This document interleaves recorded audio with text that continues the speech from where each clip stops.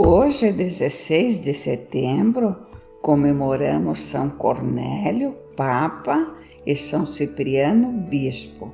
Foram contemporâneos no século III, martirizados no mesmo dia do mês, 14 de setembro, atualmente festa da exaltação da Santa Cruz. Dia 15 é a festa de Nossa Senhora das Dores. Então, a festa destes santos passou para o dia 16, mas com a diferença de 5 anos.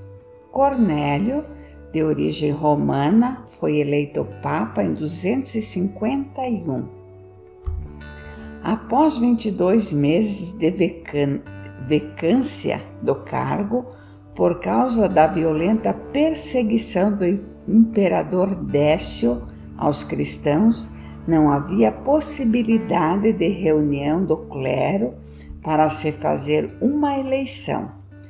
Seus 2 anos de pontificado foram tumultuados também por problemas internos na igreja. Realmente, novato, um mau presbítero africano fugiu do Cartago para Roma, onde fez amizade com outro sacerdote e médico Novaciano, igualmente orgulhoso e interesseiro. Novato enganou 3 bispos estrangeiros e os convenceu a eleger Novaciano Papa, opondo-se a Carnelo e provocando um cisma. Este antipapa fomentou uma heresia segundo a qual só pertenciam à igreja os puros, catarrói, negando perdão para os pecados graves e as segundas núpcias para as pessoas viúvas. Em paralelo, Cipriano, nascido no ano de 210 em Cartago, norte da África, de família rica e nobre, hábil advogado e retórico, convertido ao catolicismo em 246, foi logo ordenado sacerdote e consagrado bispo em 249, mesmo ano em que teve que fugir de Cartago por causa da perseguição de Décio. Apoiou a eleição e a autoridade do Papa Cornélio, deixando escritos nos quais ressalta suas virtudes e o seu excelente governo na Cátedra de Pedro. A heresia do novacionismo condenava em especial os números cristãos que, por fraqueza, haviam negado a fé durante a crudelíssima perseguição de Décio, os chamados lápis, caídos, muitos dos quais, porém, se arrependeram. Verdade é que alguns pretendiam voltar à igreja sem as devidas penitências, apresentando apenas um certificado de reconciliação conseguido com algum suposto confessor. Mas Cornélio e Cipriano defenderam o direito de plena reconciliação eclesiástica para aqueles que sinceramente se arrependessem e fizessem as penitências devidas. Num sínodo convocado em 251, no qual foi reafirmada a eleição de Cornélio, excomungado Novaciano e anatemizada a sua heresia. Cipriano teve ainda que se opor, com o apoio do Papa Cornélio, a um diácono de Cartago chamado Felicíssimo, que havia conspirado para a eleição de um antibispo, Fortunato. Assim, Cornélio e Cipriano se apoiavam mutuamente contra o cisma e a heresia que tanto em Cartago como em Roma os perseguiam, e a igreja externamente.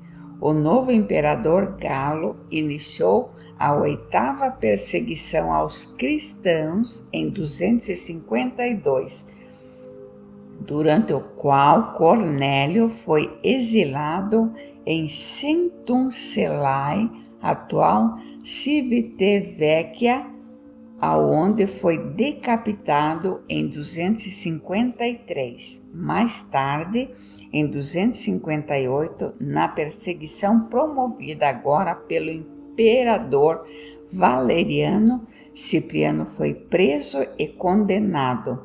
Quando retornou clandestinamente a Cartago, ao receber a sentença de morte por decapitação com espada, respondeu: Deu grátis, graças a Deus.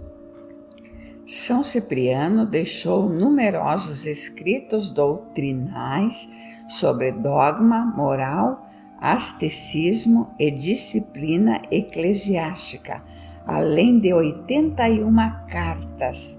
Estas obras-primas da literatura latina e importante fonte de informações sobre a vida da igreja na época. Vamos fazer uma reflexão. As vidas e missões de São Cornélio e São Cipriano foram próximas e unidas.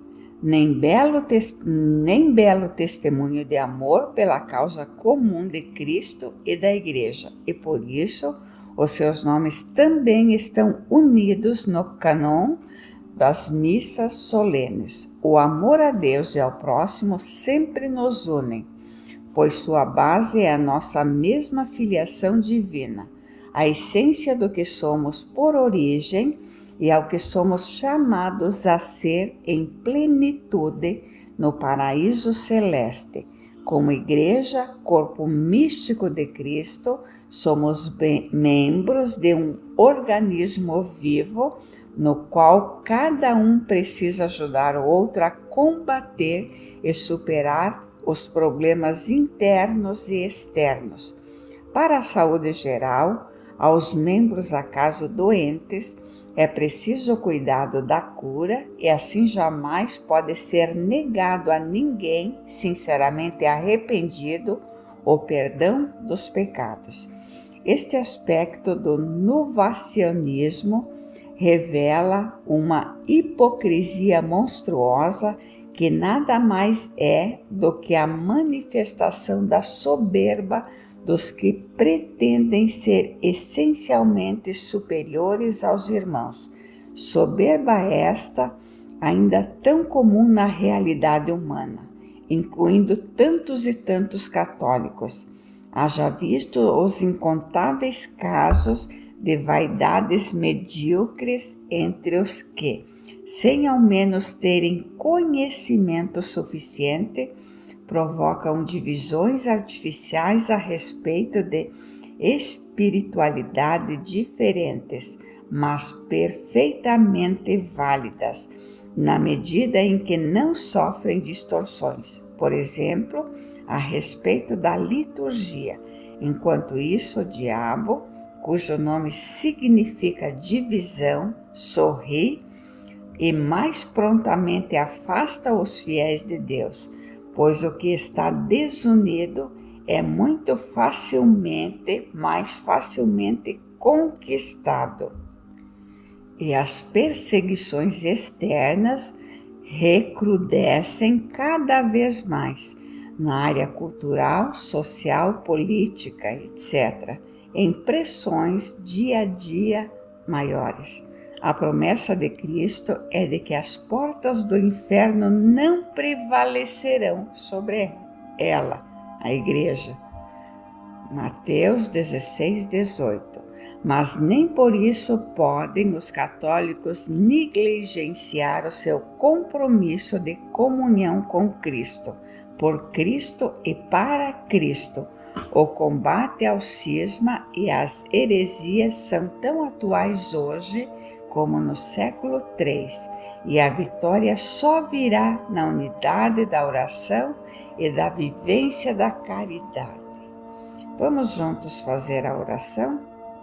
Senhor Deus, que de tal modo quereis que estejamos unidos a vós, a ponto de enviar o vosso Filho para pagar os nossos pecados, concedei-nos, por intercessão de São Cornélio e São Cipriano, a firmeza da unidade na fé, esperança e caridade, para que, apoiando-nos mutuamente na verdade, possamos dar graças a vós ao decapitar o pecado das nossas vidas. Por nosso Senhor Jesus Cristo e Nossa Senhora. Amém. São Cornélio e São Cipriano, intercedei por nós junto a Deus. Amém.